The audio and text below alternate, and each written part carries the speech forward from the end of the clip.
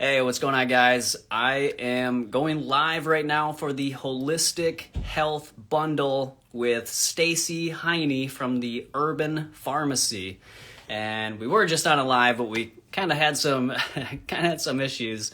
So we're going to give it a try on my channel. If you guys have any questions, drop them in the comments box down below, and we will get to those. And let's see. There we go. Take three. I will never let anybody onto a live again. I'm crushed. Yeah. Okay. I don't think that's ever happened to me. No, that was crazy. We're gonna need to let Amber know that somebody's tried to impersonate her. But anyways, welcome to the live, and thanks, Matt, for hosting. Of course. Where are we? Yeah. So yeah, we were talking about our life transformations. Yeah. And I don't know, should we go over them again? I don't know. I mean, if we want to save this video, maybe we just give a really fast, give a really fast, overview. Yeah. Matt and I are in the Holistic Health Bundle. It is available only through the 30th, and it is over $8,000 worth of content, resources, guides, recipe books, mini video courses, full-blown video courses, doctors, nutritionists, naturopaths, dentists, healers, yogis, breathwork practitioners, so many different things, so many different healing resources, and it's only $50, and it's available to everybody until July 30th. And Matt and I both contributed to this amazing, amazing bundle. Once it's gone, so you'll never be able to get everybody's resources like this unless you want to spend $8,000 and buy it individually from everyone. But Matt and I were kind of talking on our last live about just kind of our journeys to wellness, and both of us eat whole plant foods. We're super passionate about sharing that message with people. Also, my message is it doesn't have to be perfection, but the more plants that we can get on our plate, we can celebrate that. And both Matt and I were kind of talking about how we were raised and how we grew up with. Both of us had skin issues like eczema, breathing issues, asthma, super, super dry skin. We had all three of those things in common. I was also prescribed lots of antibiotics as a child, and yeah, chronic bronchitis. I was on anxiety medication, ADD medication. I was on Adderall for 10 plus years. It is a full thing that I told myself once I got pregnant that I didn't want to. I knew how to avoid that, right? I knew how to avoid that. And my parents didn't know any different. They thought that, these foods in a package, we were all protected. But the fact of the matter is we're not. And we have to be our own best advocates when it comes to protecting our and our children's health. And so in this bundle, I decided to put a mini video course called Nurturing Nature, Empowering Holistic and Plant-Based Kids, to kind of just plant the seed to help parents think more about adding more plants to their kids' plates, and how to get their kids to eat more plants. Getting them involved in the kitchen is one of the biggest things that they can do. Gardening, I showed some knife skills. Cohen shows how he cuts in the kitchen, and more that have to do with holistic living. And so that's my contribution. And I just knew that with all the problems that I had as a kid, I wanted to definitely help other parents figure out how to navigate this world with their own kids, and how to help them, be set up for success when it comes to their health in a holistic way. Yeah, totally. Yeah, I mean, we have so much in common. Yeah. I wasn't on the Adderall or anything like that, but I definitely was taking the asthma medication. I was taking allergy medication constantly. Mm-hmm. I would always have eye drops with me, always. Yeah, and just the cortisol creams for the eczema, all that stuff. So, did you have gut issues, Matt, as a kid? I was definitely constipated. Yes. Yeah. Yep. Same. Yes. That actually led me to a period of time where I got hooked on laxative pills. Oh. And so that was a rough go. But I figured out that, hey, I feel better when I take these. And I got hooked, and they're super addictive. So Linda said in the 90s we gave our kids canned and frozen veggies, which I do not do for myself now. Please explain why canned and frozen is not good. What's your take on that, Matt? Well, my take is fresh is always best. I think for the average person, maybe that's transitioning into this lifestyle, I think maybe some canned vegetables probably wouldn't be the worst thing.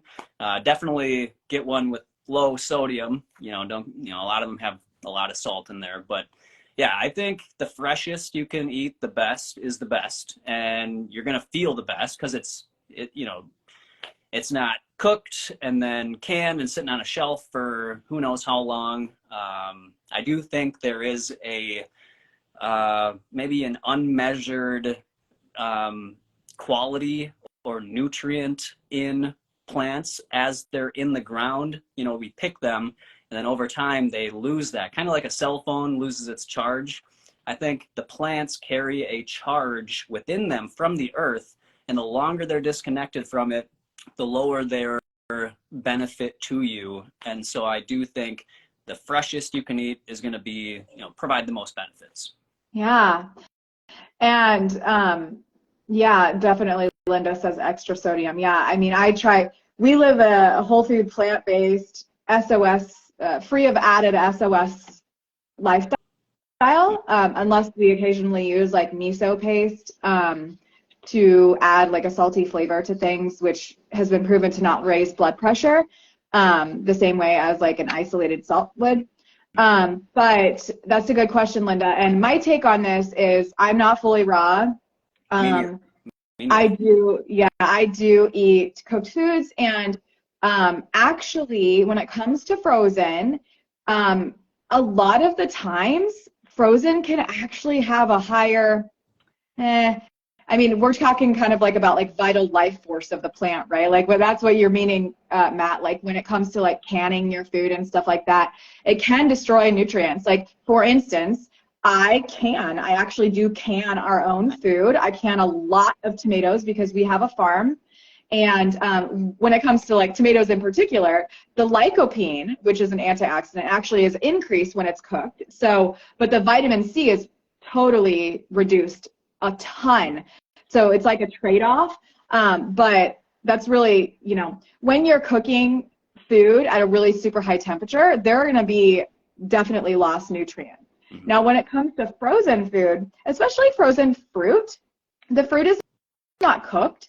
However, it is frozen. But the cool thing about it is that it's frozen at peak ripeness.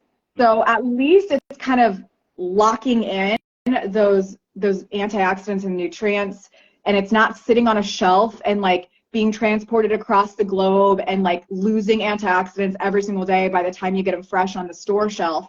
A lot of the times they actually do taste better.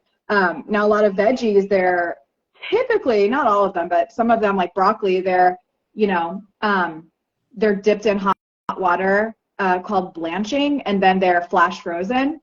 So yes, you're losing some nutrients there, but there still is a lot of good nutrients. And I truly, Matt, I just believe in the hierarchy of food. You know what I mean? Like, I agree. For instance, like I've been living like a plant-based lifestyle for like 15 years or something like that now. And I used to be very against like tofu. And I'm not sitting here saying that everybody needs to eat tofu. That is not at all what I'm saying. It's a processed food. It is, but it is in our bundle because my son does like it sometimes. And I have learned about the potential cancer-reducing benefits of it. However, we all know the whole food's better. There's a hierarchy. Like if you're going to eat soy, if you can, eat the edamame, eat the frozen edamame, and then like the next level down would be like cooking them. The highest level of eating soy would be to sprout them, right? And potentially eat them raw if that's something that your gut microbiome is cool with. And then, then you're getting into like some more processing, like soy milk and tofu. And it's just funny. I'm I'm not like a big soy milk fan, but tofu is made from soy milk, which is interesting.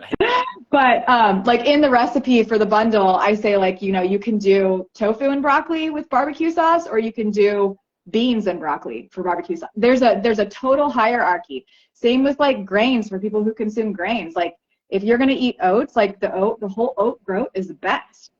Then people get like the cut groats, which is down. It's losing some nutrients. It's unlocking the ability for the food to spike glucose, you know, or the blood sugar levels. Then you go into the rolled oats, which are kind of depleting nutrients even more. And like, then you get into the flours, which a little bit more, right? But I think the more plants that you can get on your plate regardless is so much better than any type of standard American diet in general. So yeah, especially with food that has added sodium and oil and salt, or I'm sorry, salt, oil, and sugar. Like those are the foods that got me hooked really bad. And I was so addicted to processed foods throughout my teen life and early 20s. And even just until like 3 or 4 years ago, I did not realize how addicted I was.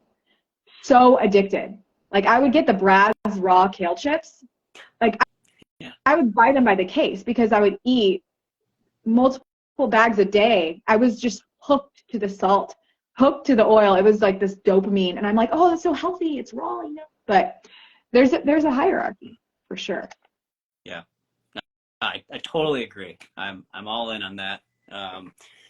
Yeah, and when I, you know, I'm not like the dogmatic, you know, a lot of in the raw food movement are very all about raw, but no, I agree with you completely. And I think canning your own is amazing. You know, I think that's a great way to go. If you can can your own, that's it, because then you can control what's going in there, right? Yeah.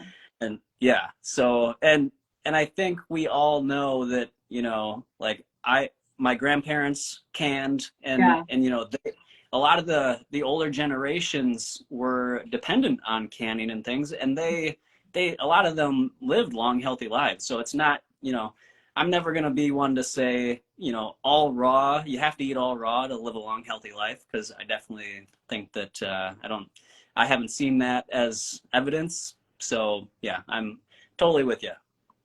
So Linda has a question. Do you eat any chicken or fish?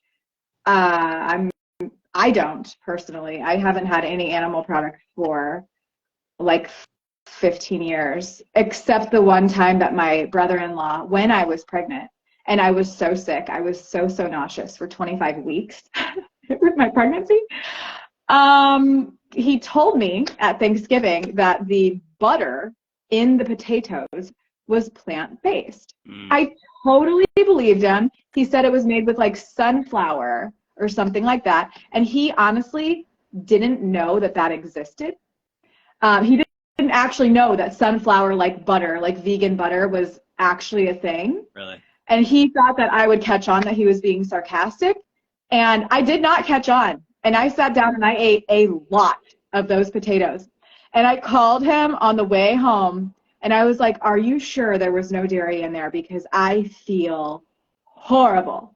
And he's like, no, Stacey, there was. And I'm like, what are you talking about? Like, that was the meanest trick I've ever. Like, that was horrible. He's like, I so thought that you were just feeling so nauseous that you were just like, whatever, I'm going to have the dairy. And I was like, no. Oh my God. But my friend Jenny is asking, Matt, how can I do more raw? She did it for 3 days, tore her stomach up. I know her story. She was eating raw wraps and other stuff. So I sympathize with you, Jenny. Matt, what are your suggestions? Well, I think so raw wraps as in like store-bought raw wraps, or homemade dehydrated ones? Yeah, I think the best way to go is to eat, you know, water-rich foods versus dehydrated, because obviously you need hydration to digest whatever you eat. And so the great benefit about many raw foods is that they're very high in water content. And so your body has a much easier time breaking that down without having to take from its internal stores to, you know, digest something that's dehydrated. Because, you know, when you eat a dehydrated item, like a chip or a cracker, it doesn't come out dry, right? So that means there's probably some water being taken from the body. And so I think that, going with more salads, I think salads are a great way to start introducing more raw foods. And again, depending on what your digestive system state is at and what foods you can handle, fruits are always an easy high water content option. But really, for me, in my transition, the salads were huge, and you might want to start off. So I make what I call 5-star salads. Yeah, and that's what I talk that's about. in the bundle. Yes, it's in the bundle. I have this book in there. It's called 5-Star Salad Revolution. And for me, getting into raw foods came through making these salads. It was the introduction basically that I had, was just adding in more salad.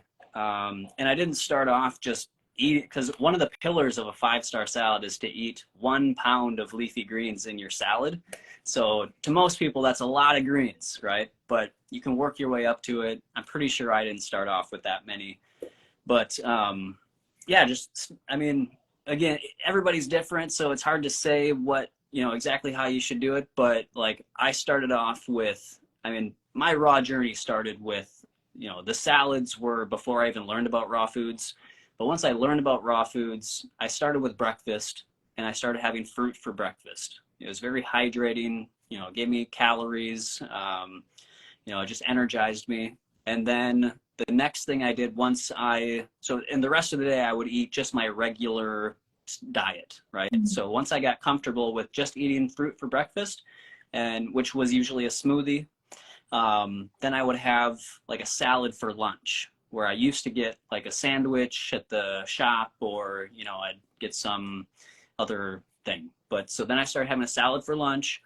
And so I was having my fruit for breakfast, salad for lunch, and then my regular dinner. Once I got comfortable with that, I did fruit for breakfast, salad for lunch, and then I did a side salad with my regular dinner for a while. And then over time, that side salad continued to get bigger and bigger until it basically kind of pushed out all the other stuff. But then I switched to having fruit for breakfast, a smoothie usually. I call it SFS. So that's my meal design, or my daily meal design. It's smoothie, and then I'll have fruit for breakfast, usually like watermelon or mango or whatever's in season. And then for dinner, I'll have a big 5-star salad. So that was kind of how I progressed into it. I did it slowly. It was like over the course of like 8 to 12 months. And, I just went with how intuitively my body was feeling. I kept just feeling better and better. So I wanted to continue increasing the raw food. And not everybody, like I said, is going to go 100% raw. I've done raw for long periods of time, 100%. But I usually bounce back and forth between like 90% to 100%, depending on just my life situation. So I love that response. That's awesome and helpful. I don't know why I can't get on board with smoothies. It's the weirdest thing. Yep. It's a mental block. Well, actually, I do. I do know why.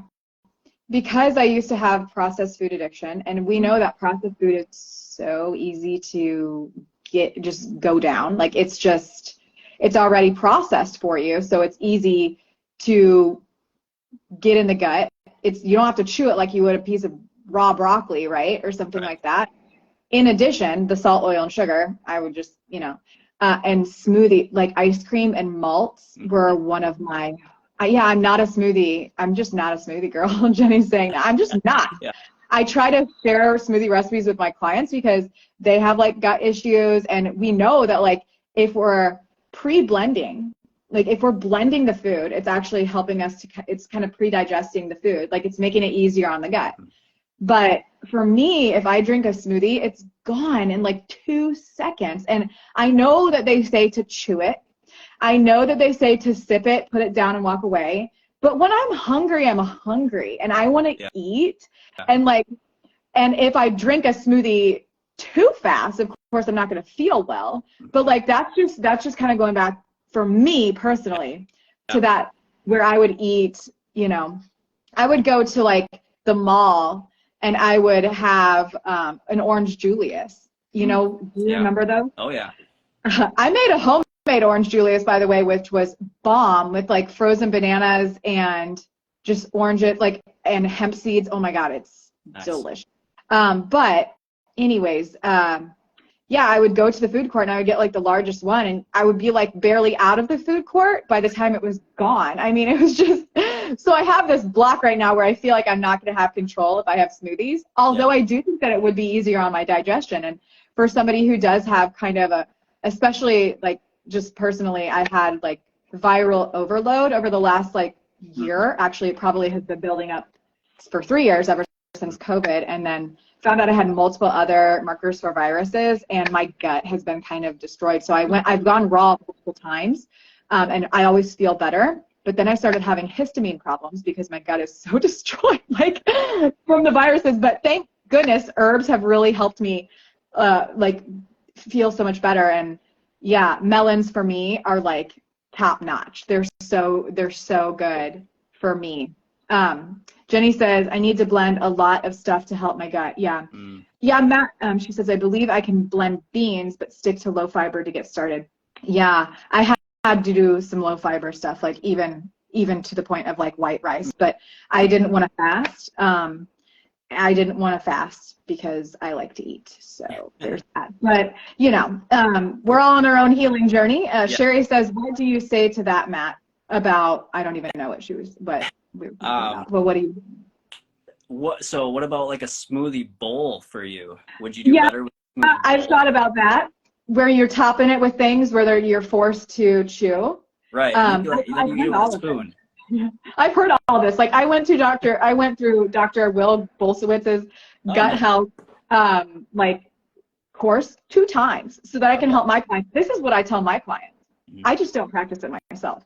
It's a total, I have a lot of self-discipline when it comes to food, but when smoothies scare me. I don't know. Smoothies are so good for you, but maybe tomorrow I'll try a smoothie and see if I can control myself. I think that if I do like a nice cream smoothie where it's more frozen, like I love nice cream, and to me that's like a smoothie, you know? It's just not liquid form. It's just not as easy to go down. So cool.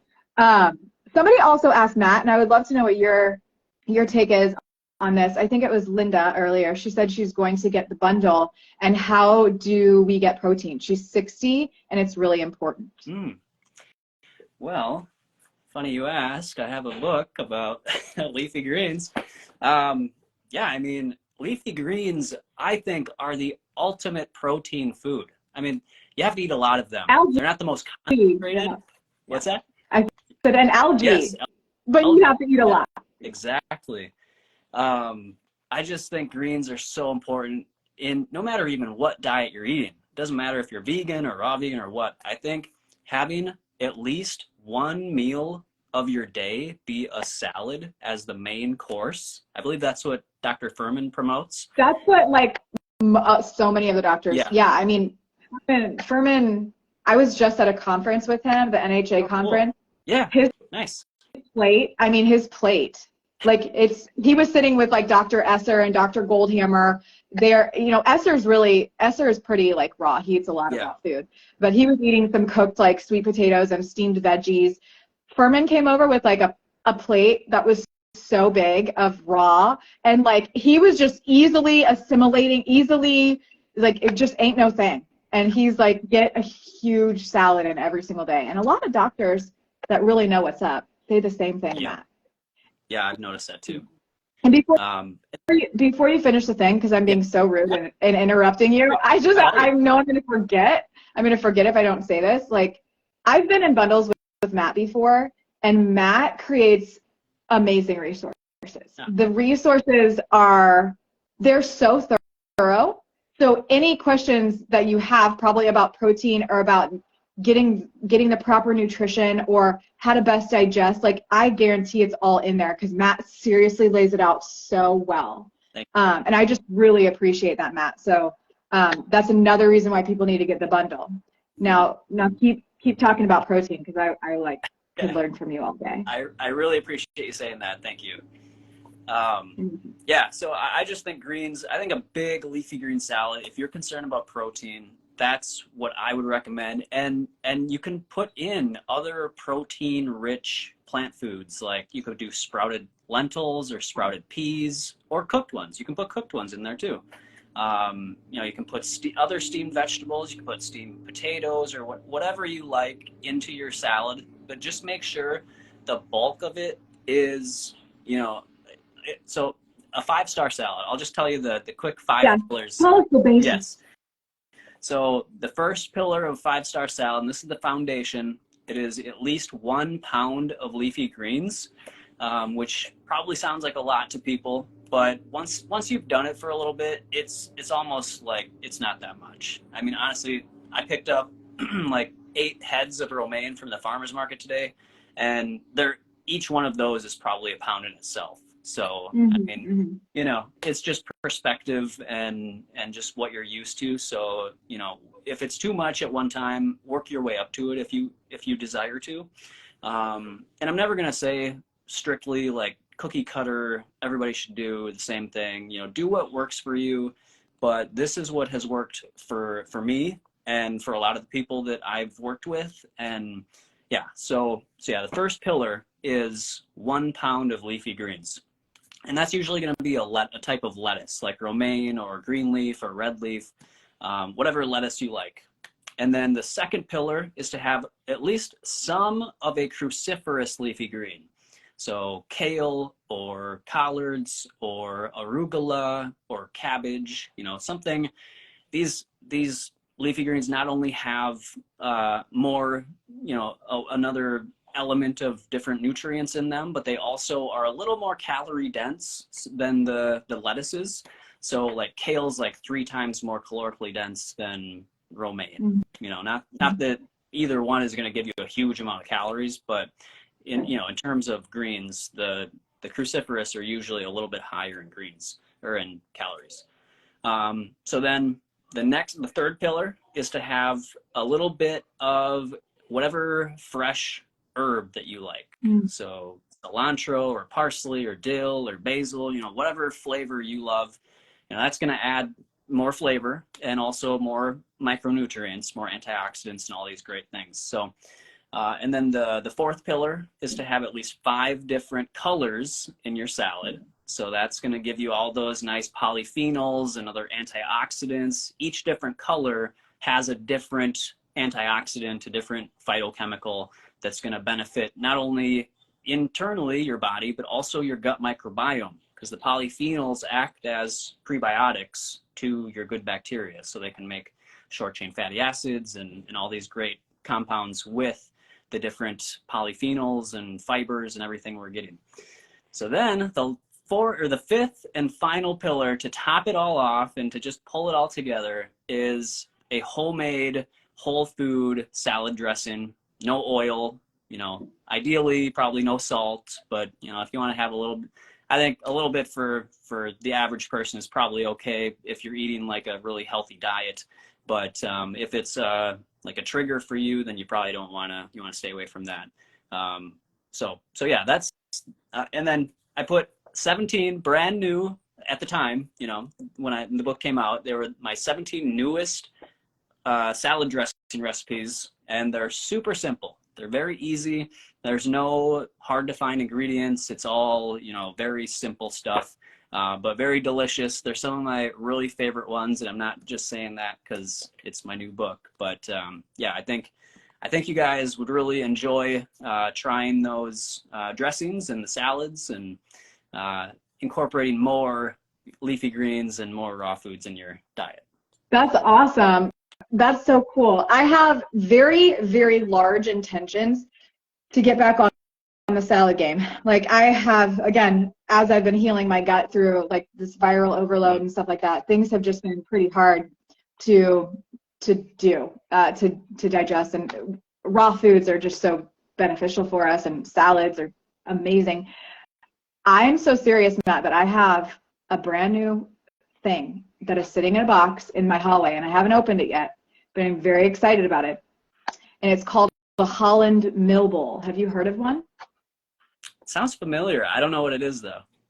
Well, Chef AJ uses one, I think. Maybe you've heard about it there.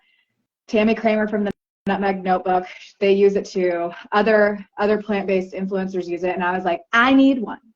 And it's a very silly, expensive, one whole piece of wood bowl. It's a huge, I got the biggest one they have. Cool. Because when I make my husband salads, which is almost every single day, like he eats better than I do. I'm like, I'm gonna have some white rice because my stomach, my gut is like not good, and you're gonna have this salad. Same with my son. To feed 3 people, I got the largest one, and it comes with this really cool rocking knife. And so it's like a mezzaluna knife or whatever. I think that's what it's called. So I'm going to be able to chop my salads up super, super small, which I know will make it so much easier on the digestive system. It's kind of like chewing for you, but of course you need to chew your food, so like a liquid state, which I think a lot of us don't do. Personally, I don't do. I'm pretty bad at it, which is why ice cream is so friendly for me, because that is a blended food. But I got this awesome bowl, and I'm so excited. I even got it engraved with the Urban Pharmacy. So I'm serious about my salad game. And now I can be like, guys, I'll probably do a YouTube over this bundle and be like, okay, I'm going to probably I won't share your recipe, but I'm going to make a salad from your book, Matt. And I'm going to be like, all right, this is the basics. Now, if you want all of these amazing dressings and stuff, you got to get the bundle so you can unlock 5-star salad revolution. Yes. Jenny says, I see those wood knives and salad chops, and they're totally, I mean, people use them for pizza and stuff like that, but this knife like fits perfectly in the bowl so that you can, I'm so excited about it. I think I'll have it forever. It'll be a good thing. So, and I will also say, do you get that? I got it at hollandmillbowl.com. Okay. I'm trying to become an affiliate with them because I'm like, I know I'm going to get real serious about my salad game, and I'm going to share this bowl. And like, it is expensive, I will say, but like, I'm thinking Christmas presents, like people who want to be serious about their salad game want to have a really pretty bowl to make their salads in. And it's like all one piece. There's no glues, it's all one piece. I was like, I reached out to them. I'm like, I'm going to share this. So, I want a code. I want my people to get a discount on this because it was expensive. I got a discount through Chef AJ. So you could Google that in the meantime if people want to get that. And then somebody asked about oxalates. Personally, I think that for people maybe with like autoimmune or compromised immune systems, or potentially people who just leach calcium easier than others, having too many oxalates in some leafy greens like spinach or Swiss chard can be a problem for people, but I personally think that it would be like if you're eating it every single day in large amounts, it could become a problem. But some people are super sensitive, and so I think that it's individualized, and I wouldn't recommend eating high oxalate foods every single day. That's just my personal opinion. I want to know what you think, Matt. But I think kale is it's a low oxalate, high calorie dense, high protein green. Also, it has, the ability for us to create sulforaphane, which is a cancer fighting component. And I made a kale nice cream a few nights ago and had that for dinner. And I didn't weigh the kale, but I know it was a lot. And so that's how I get a lot of kale in for a sensitive gut at this time. But what do you think about oxalates? I thought for a long time that it was like overhyped, but now that I'm learning more, I think that they can be a problem for some people. Sure. Yeah, I mean, they definitely can be a problem for some people. Usually that's going to be people with digestive damage to their digestive tract or impaired kidney function. For the most part, like you said, if somebody was concerned about oxalates, I would say, avoid high oxalate greens like spinach and chard and beet greens, and rhubarb. I don't know that a lot of people eat rhubarb, but then you can still eat a very healthy diet, just eating the lower oxalate greens. But I mean, there's oxalates in so many foods, you know, Yeah. like sweet potatoes. And most people aren't worried about eating sweet potatoes when, yeah, maybe some Right. if they're super sensitive. But, you know, oxalic acid, the liver makes oxalic acid. And so it's not like it's some foreign thing to the body. It's really most of the concern I do think is overblown, other than Yeah. for that small population of people with maybe a lot of antibiotic use, or you know, other issues. Gastric bypass surgery is another thing that gives people issues with oxalates. But most of the dietary oxalate that we consume does not even get absorbed because it's already, like in leafy greens, other than in spinach and the other ones, it's already bound to the calcium and magnesium, and so it doesn't get absorbed. We actually just poop it out. And so the urinary excretion of oxalates doesn't, from the research I looked at anyways, it doesn't impact our urinary excretion. So the dietary oxalate that you consume has very little impact on the excretion of oxalates through your urine. And so that's why I do think it is a little overblown, but like I agree with you completely that if it's somebody that you know, is worried about it, has one of those issues going on, then yeah, just avoid it. You know, as much as you just avoid the highest ones, because it's going to be difficult to avoid it completely because it's in. Yeah. Yeah. Another, like, if you're like really obsessed with spinach and you really want to have spinach, like another thing is you could cook it and drain some of the cooking liquid to reduce the oxalate exposure. Again, you're going to be losing nutrients that way, but that's just like another potential workaround. Yeah. Somebody asked, they prefer yams over sweet potatoes. Is there a nutritional difference? I'm actually not that sure. I don't know. There might be, but I doubt it's that much. They're pretty similar. That's kind of like asking like a plantain versus a banana. Okay. Yeah. I think that if you're gonna eat yams, maybe have a little sweet potatoes too, to diversify the different types. You know, I mean, I'm not gonna lie, I just got a delivery from Hawaii because I order purple Hawaiian sweet potatoes from Hawaii. Cool. Because I like to get the different colors. I think they're so much better than orange. And yeah, all different colors. I mean, we have white, we have the red, we have the purple. So yeah, diversifying all the different plant foods is, like you said, Matt, earlier, like is going to create short chain fatty acids, all the different varieties of fiber. And that's why like a 5-star salad revolution, which is or a 5-star salad, which is in the bundle, which is at the link in either of our bios, having a salad every day is one of the best and easy ways, that and smoothies, to diversify the gut microbiome. So you can add all different, you know, types of plants. Jenny says yams are supposed to be original fruit, so should have more nutrients, but depends. Cool. Thanks for sharing. Yeah. So anything else you want to add, Matt? I mean, we were going to talk about mindset, but I feel like we covered so much tonight. Yeah. And for anybody that's just tuning in, or if you for the 10 people that are watching right now, like if you haven't gotten the Holistic Health Bundle right now or yet, I highly suggest going to either of our bios and clicking the link to get it. It's going to be the best $50 that you spend this year to take your health back. And like I said, Matt, I've been in bundles with you before, but they've always been raw or plant-based bundles. Mm-hmm. This is totally different because this is addressing so much more than just food.